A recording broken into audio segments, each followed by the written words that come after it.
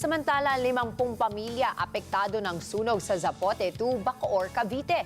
Si Jim Tejano sa detalye.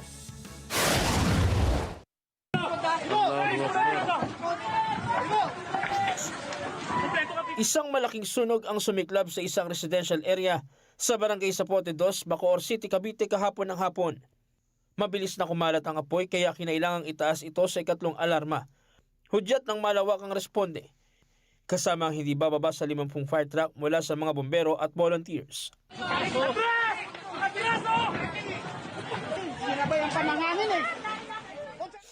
Bukod sa dikit-dikit na mga bahay, marami ring paninda sa mga establishmento ang mabilis na nagliyab, kaya lalong bumilis ang pagkalat ng apoy. Makikita sa video ang malalakas na apoy at makapal na usok habang nagpuputukan pa ang mga kawad ng kuryente. Sinabayan pa ito ng malakas na hangin na lalong nagpalala sa sitwasyon. Kuya! Walang papasok! Walang papasok! Nagtulong-tulong ang mga residente sa paghila ng mga hose ng bombero upang mapabilis ang pag-apula ng sunog.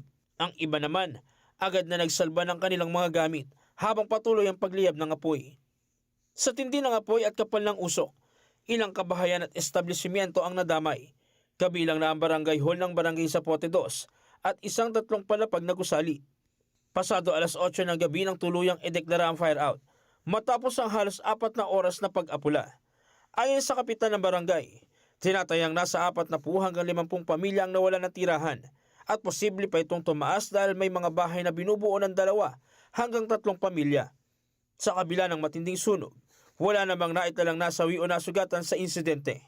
Jim Tejano para sa Mata ng Agila, matatag, matapang, matapat.